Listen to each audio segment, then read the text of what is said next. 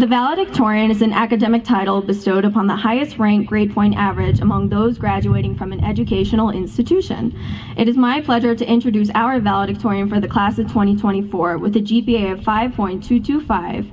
Please welcome Anastasia Rastelli to the podium.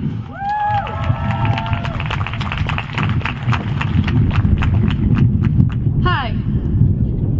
I'd like to ask you a question today. What are the 3 most important words? 3 words. Think about it. I'm the valedictorian. Really, from the Latin, it's the person who gets to say goodbye, to bid farewell. In the context of today, though, it means the highest ranking academic high school student here. So in the end, I'm just a number that gets to say goodbye. A number separated in some cases by tenths, sometimes hundredths of a percentage point. However, I like to think that there's a lot more to being a valedictorian. While you're thinking about those 3 most important words, I want to relay a story the great actor Al Pacino once told. He met up with an old friend, fellow actor, not so famous, back at the actor's studio. This not-so-famous friend said, "Al, you know I'm as good as you. Am I right?" And Al said, "Sure." And so his friend asked, "Then why you? Why you and not me?" Mr. Pacino's answer, "You wanted it. I needed it." Need. What might be lacking in us, the audience, or what's lacking in society, is what Mr. Pacino cures with his distinct need. His need meets our expectations to be entertained, to be enthralled. His need meets that challenge. Al Pacino wasn't a valedictorian. Now, I'm going to mention some people, but please realize that all of you, in your own unique way, share what incentivizes these individuals. You are all driven by your own particular needs. The first person I want to mention tonight is graduating with us. His name is Anthony Paciocco. He's a guy who keeps many people laughing, a guy who takes the risk, who has the guts to be funny, or maybe falls flat on his face for trying. His need, his enjoyment in life, is a derivative of making others happy, making sad people laugh, giving people hope.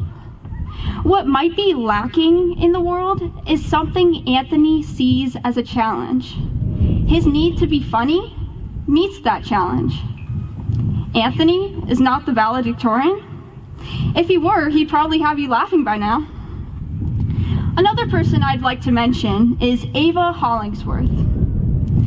On senior awards night, Ava was showered with well-deserved accolades, mainly dealing with her superior skill as a writer. When I arrived home after the ceremony, my father asked me about several students, one of which was Ava. He asked, "Who is this tall girl who is praised in such a wonderful way, in such beautiful detail?" Kudos to Miss Heather.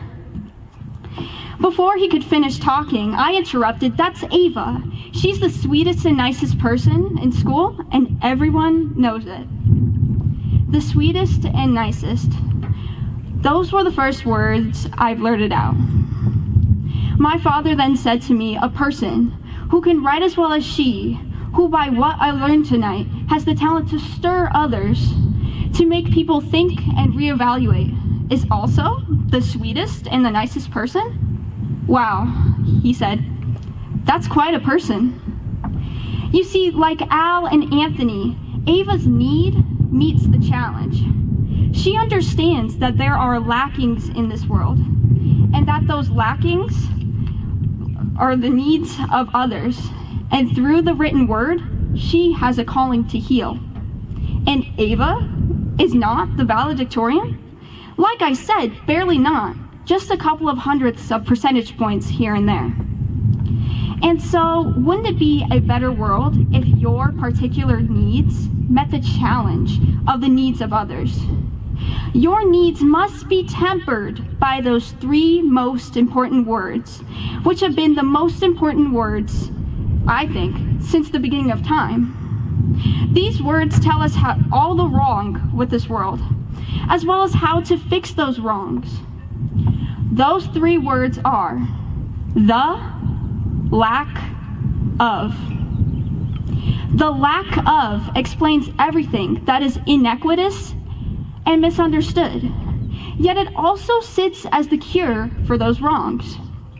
Flowers dying, the lack of water, people starving, the lack of food, poverty, the lack of education, and down the line, every problem is a challenge seeking your particular need.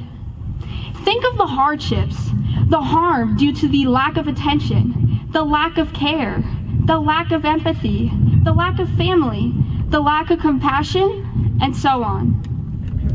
I'm urging all of you from this point forward, don't prejudge, don't turn away, don't let it frighten you. Ask yourself, what's the lack of, and you'll find the wrong. At that moment, focus on your needs. You are the cure. In conclusion, I'm thinking all of you should go forth into this mostly misunderstood world and armed to the teeth with your particular need. Meet the challenge. And let's not forget the lesson that there is a difference between wanting to be somebody and needing to be somebody. If each of you follow through on your needs, perhaps separated by mere hundredths of a percentage point, you will become the world's valedictorian. Thank you.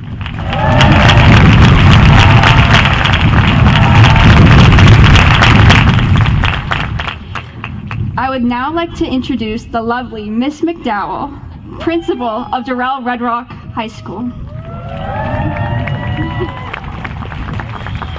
Thank you, sweetie. I get to follow that, holy cow.